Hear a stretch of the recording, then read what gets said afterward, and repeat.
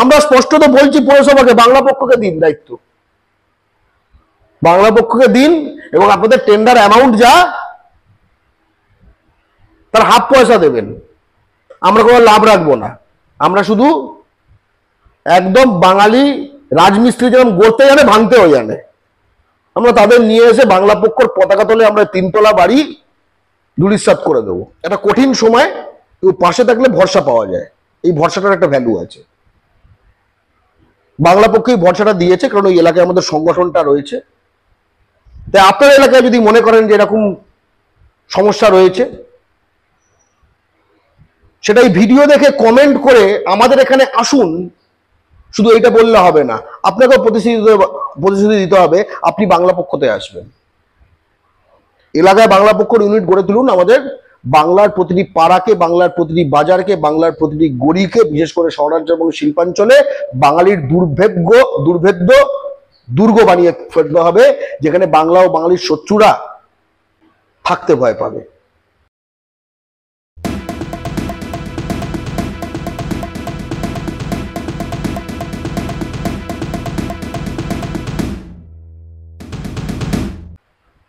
এখানে পাঁজা পরিবারের একজনকে, সে তখন নাপিতের কাছে গেছিল, তখন সেখানে তাকে থ্রেট করা হয়, এবং তারপরে সেই থ্রেটটা ভিডিও করে, মানে এতটা বেপরোয়া, ভিডিও করে থ্রেট করে, মানে সালায় মানে করলেগা, মানে আমি বলছিলাম মানে বাঙালির প্রতি নোংরা গালি ইত্যাদি, বাঙালি যে পাঁজা পরিবারের প্রতি এই করে।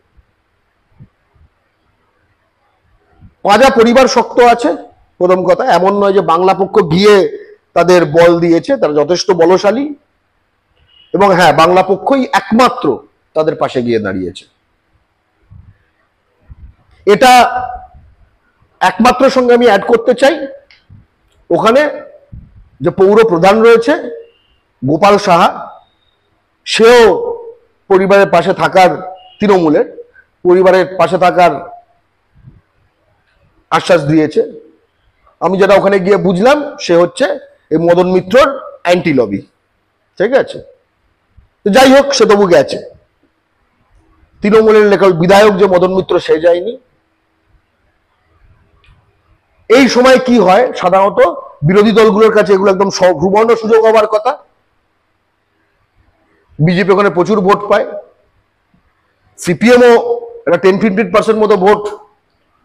বরানগর, গঙ্গার দুপার ওই এলাকাটা, বালি, বরানগর, আরিয়াদহ, তুমি যদি বলো কামারহাটি, ওই জোনে সিপিএম এর কিছুটা হলেও রয়েছে। যে কারণে যখন বিধানসভায় যখন বাই ইলেকশন হলো বরানগর ওই যে এলাকার, সেখানে আমাদের কামারহাটিতে যে সাংগঠনিক অফিস আছে বাংলা পক্ষর, সেখানে কিন্তু তন্ময় ভট্টাচার্য যিনি প্রার্থী, এবং ওটা যেহেতু দমদম লোকসভার আন্ডারে, সুজন চক্রবর্তী যিনি দমদম লোকসভার কেন্দ্রীয় প্রার্থী ছিলেন, তারা কিন্তু আমাদের সঙ্গে দেখে সমর্থন প্রার্থনা করতে আসে। কিন্তু এক্ষেত্রে তাদেরকেও দেখা গেল না, বিজেপিকে দেখা গেল না, কংগ্রেসকে দেখা গেল না। এইটা হচ্ছে বাস্তব। এবং কলকাতা হাইকোর্ট থেকে ওই যে অবৈধ নির্মাণ যেটা করেছে, বাড়ি প্রাসাদ বানিয়েছে এই জয়ন্ত সিং, সেটাকে ভেঙে দেওয়ার কথা বলা হয়েছে। আচ্ছা, কামারহাটি আরিয়াদহে একটা 3 তলা বাড়ি ভাঙার কোনো ব্যবস্থা করা গেল না? এ নিয়ে আমরা সোচ্চার হওয়াতে সেদিন দেখলাম যে পৌরসভা থেকে একটা টেন্ডার ডাকা হয়েছে। মানে কত ভরং আর কি, ঠিক আছে। টেন্ডার ডাকা হবে, এবার সে টেন্ডার ডাকা হলে কি হবে, ওটা প্রাইভেট পার্টি। আমি এবার গল্পটা হচ্ছে যে এলাকায় এরকম ত্রাস, কোন কোম্পানির বুকের পাটা, জয়ন্ত সিং এর বাড়ি ভাঙবো, কি তারপরে কি বলবে টেন্ডারে কেউ বলেনি তাই ভাঙতে পারিনি? পৌরসভা নিজের কর্মী থাকে না? আমরা স্পষ্টত বলছি পৌরসভাকে বাংলা পক্ষকে দিন দায়িত্ব, বাংলা পক্ষকে দিন, এবং আপনাদের টেন্ডার অ্যামাউন্ট যা তার হাফ পয়সা দেবেন। আমরা কোনো লাভ রাখবো না, আমরা শুধু একদম বাঙালি রাজমিস্ত্রি যেমন গড়তে জানে ভাঙতেও জানে, আমরা তাদের নিয়ে এসে বাংলা পক্ষর পতাকা তোলে আমরা 3 তলা বাড়ি ধূলিসাৎ করে দেবো। অ্যালাউ করবেন?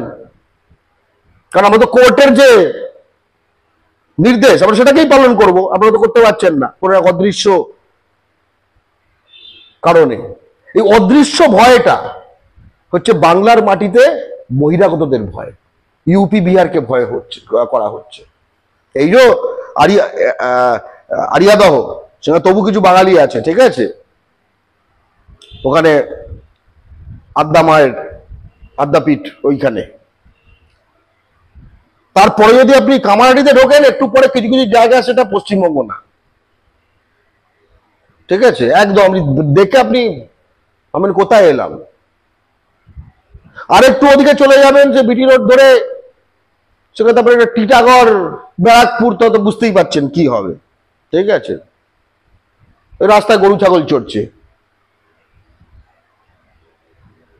বিটি রোডের ওপর,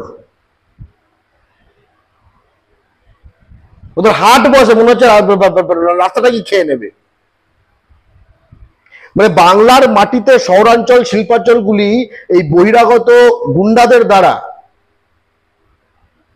এমন ভাবে ক্যাপচার হয়ে গেছে, প্রতিটি রাজনৈতিক দল এদের সঙ্গে একটা সেটিং করে চলে, এবং এইসব এলাকায় বাঙালি আস্তে আস্তে অতিষ্ঠ হয়ে যায়, ভয় পায়, ত্রস্ত হয়ে যায়, এলাকা খালি করতে থাকে। তখন কাউন্সিলর, এমএলএ, যা যা পদ হয়, এগুলো আস্তে আস্তে বহিরাগতদের হতে থাকে। এটা খুব চেনা ছক। খড়গপুরে এই করা হয়েছে, কলকাতায় এই করা হচ্ছে, হাওড়ায় এই করা হচ্ছে, গঙ্গার দুপারে যত পৌরসভা তাতে এই করা হচ্ছে, শিলিগুড়িতে এই করা হচ্ছে। বাংলা পক্ষ এখন শুধু একটা পাল্টা মোচড়ের একমাত্র আশা। বাংলা পক্ষ কিন্তু বাঙালির শেষ আশা ভাই। আমি বলছি না যে পাঁজা পরিবার উইক হয়ে যেত, পাঁজা পরিবার স্ট্রং, কিন্তু কেউ স্ট্রং থাকলেও তার পাশে এসে যদি একটা সংগঠন বলে আমরা আছি, তাতে একটা বল বৃদ্ধি পায়। আজকে সকালে আমার এক বন্ধুর গতকাল মা মারা গেছেন, আমি ফোন করেছিলাম খবরটা জেনে। আমি ফোন করাতে কি তার মা ফেরত চলে আসবে তা না, কিন্তু একটা কঠিন সময় পাশে থাকলে ভরসা পাওয়া যায়, এই ভরসাটার একটা ভ্যালু আছে। বাংলা পক্ষে এই ভরসাটা দিয়েছে, কারণ ওই এলাকায় আমাদের সংগঠনটা রয়েছে। তাই আপনার এলাকায় যদি মনে করেন যে এরকম সমস্যা রয়েছে, সেটাই ভিডিও দেখে কমেন্ট করে আমাদের এখানে আসুন, শুধু এইটা বললে হবে না, আপনাকেও প্রতিশ্রুতি দিতে হবে আপনি বাংলা পক্ষতে আসবেন। এলাকায় বাংলা পক্ষর ইউনিট গড়ে তুলুন। আমাদের বাংলার প্রতিটি পাড়াকে, বাংলার প্রতিটি বাজারকে, বাংলার প্রতিটি গলিকে, বিশেষ করে শহরাঞ্চল এবং শিল্পাঞ্চলে বাঙালির দুর্ভেদ্য দুর্গ বানিয়ে ফেলতে হবে, যেখানে বাংলা ও বাঙালির শত্রুরা থাকতে ভয় পাবে। এটাই বলার। আপনারা দেখছেন আওয়াজ, রোজকারের হক কথা। ফর মোর আপডেটস অ্যাবাউট আওয়াজ, please subscribe our YouTube channel.